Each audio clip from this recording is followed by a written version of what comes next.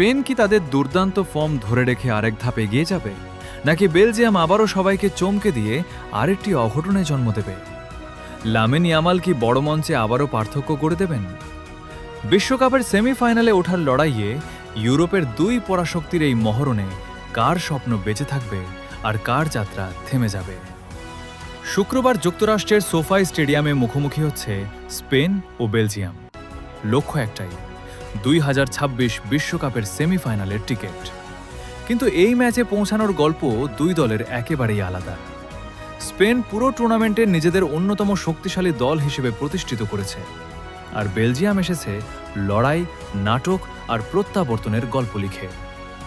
Group পর্বে Cape ভার্দের বিপক্ষে অপ্রত্যাশিত হোঁচট খাওয়ার পর যেন সম্পূর্ণ বদলে যায় স্পেন। এরপর টানা 4টি ম্যাচ জিতে কোয়ার্টার ফাইনালে উঠে এসেছে তারা। আর সবচেয়ে বড় বিষয় হলো, এই 4 ম্যাচে একটি গোলও হজম করেনি, প্রতিপক্ষকে সুযোগই দেয়নি লা রোজা। অন্যদিকে বেলজিয়ামের বিশ্বকাপ যাত্রা ছিল অনেক বেশি কঠিন।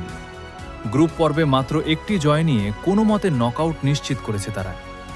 এরপর সেনেগালের বিপক্ষে অবিশ্বাস্য প্রত্যাবর্তন করে আত্মবিশ্বাস ফিরে পায়। সেই আত্মবিশ্বাসী রাউন্ড অফ 16-তে যুক্তরাষ্ট্রের বিপক্ষে 4 গোলের বড় জয় রূপ নেয়। শুরুতে যাদের নিয়ে প্রশ্ন ছিল, এখন তারাই আবার নিজেদের শক্তি দেখাতে শুরু করেছে। তবে এবার তাদের সামনে এমন একটি দল যারা শুধু ম্যাচ জিতছে না, প্রতিপক্ষকে খেলতেই দিচ্ছে না।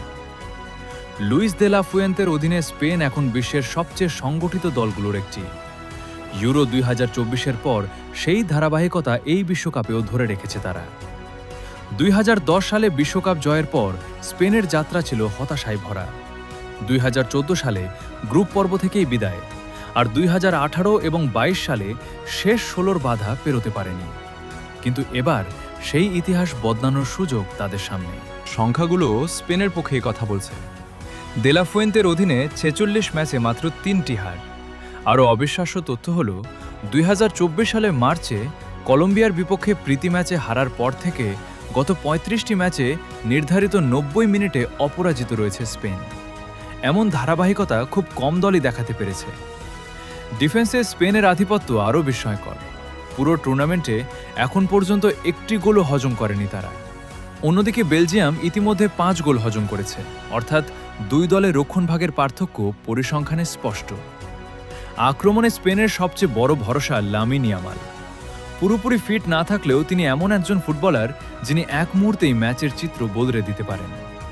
জাতীয় দলের হয়ে মাত্র 30 ম্যাচেই তার 18টি গোলে সরাসরি অবদান রয়েছে। বড় ম্যাচে এমন একজন খেলোয়াড়ের উপস্থিতি অনেক সময় সবচেয়ে বড় পার্থক্য গড়ে দেয়। স্পেনের একাদশে খুব বেশি পরিবর্তনের সম্ভাবনা নেই। পর্তুগালের বিপক্ষে জয়ী দলটিকে আবার মাঠে নামাতে পারেন দে লা ফুয়েন্তে। মিকেল মেরিনো সম্ভবত আগের মতোই বেঞ্চ থেকে নামবেন। অ্যালেক্স বিয়েনা নিজের জায়গা ধরে রাখতে পারেন, কারণ নিকো উইলিয়ামস এখনও পুরোপুরি ম্যাচ ফিট নন। রাইট ব্যাকে পেড্রো পোরো এখন প্রথম পছন্দ। গোলরক্ষক উনাই সিমন টানা 6ষ্ঠ ক্লিনশিটের লক্ষ্য নিয়ে নামবেন। আর সামনে মিকেল ওয়ারজাবাল জাতীয় দলের হয়ে নিজের দুর্দান্ত গোলের অবদান ধারাবাহিকতা বাড়াতে চাইবেন। বেলজিয়ামের জন্য বড় দুঃসংবাদ আমাদু ওনানার ইনজুরি। এসিএল চোটের কারণে তিনি ছিটকে যাওয়ায় মিডফিল্ডে পরিবর্তন আনতেই হবে রুডি গার্সিয়াকে।